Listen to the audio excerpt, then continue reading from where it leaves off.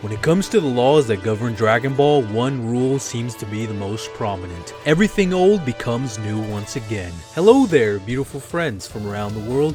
I'm going to be your host, Blackenfist, and today I want to break down what we saw in the latest episode of Dragon Ball Super, episode 39. With the Kaioken 2.0, new and improved version, a lot of people are asking their question of how the heck this even works in the first place, since this is definitely not the same incarnation that we have seen in the past. Goku has definitely made some modifications. Well, I'm here to break down the Super Saiyan God Kaioken, and in order to really break this down, we gotta go back to the original Kaioken.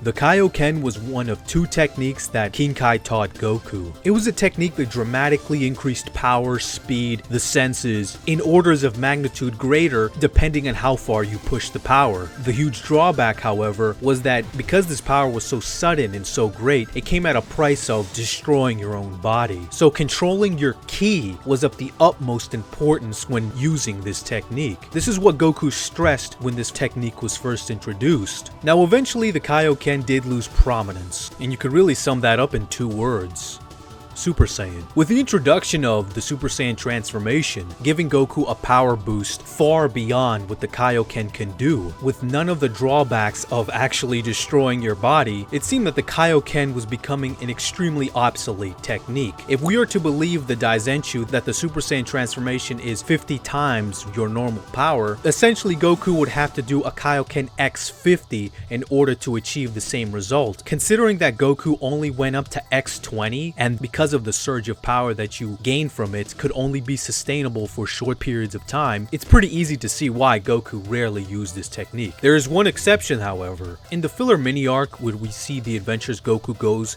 in the other world, in the fight with Pikkon, Goku does use the Kaioken one more time in the Dragon Ball Z anime. And what's very interesting about this moment, it's a little similar to what we see in Dragon Ball Super, because he does it while in the Super Saiyan state. This is very similar to what Goku does in Dragon Ball Super while he does the Kaioken in the Super Saiyan God Blue transformed state.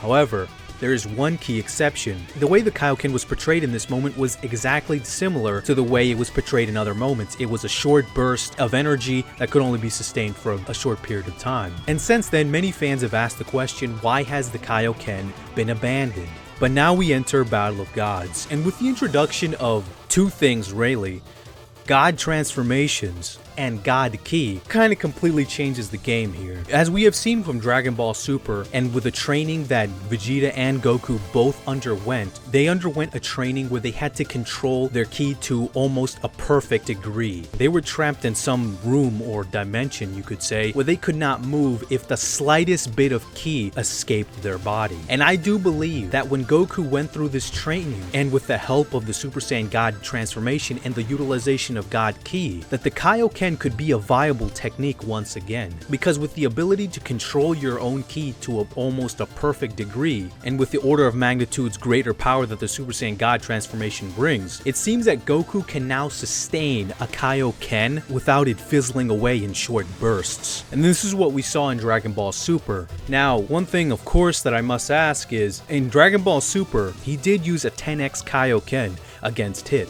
However, with the old barrier of the possibility of your body being destroyed, and with the Kaioken only being utilized in short bursts, with that barrier now gone, it's kind of interesting how far Goku can really take the Kaioken now. The only unanswered questions really is that with this newfound Kaioken that he can use in his Super Saiyan God state, that is a lot more sustainable than the previous versions, is it possible for him to multiply the Kaioken an infinite amount of times?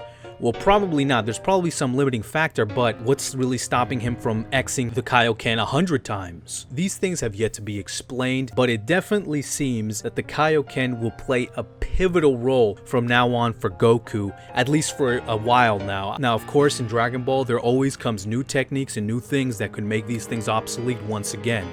But it seems that the Kaioken is definitely one of those things that Goku's going to be hanging on to, especially since he kind of broke the move essentially. But of course, guys, just because he broke the previous limitations doesn't mean that there aren't new limitations to the Kaioken. Goku does state that the move that we see in episode 39 is an unfinished technique, and that prior to actually using it, he said that there was a low probability, about 10%, of it actually working, and the other 90% essentially completely kill himself. So there could be new limitations with this new technique, but as we all know with Goku, I mean, with him constantly training, I'll just say that Beerus better watch out. But anyway, guys, that has been my explanation of the Kaioken, and with this new Super Saiyan God Kaioken, you could say, is. If you enjoyed this video, please subscribe to the channel, as I will bring you more excellent Dragon Ball commentary and topics like this one. But until next time, guys, I'm Blackenfist, and I'm out, man.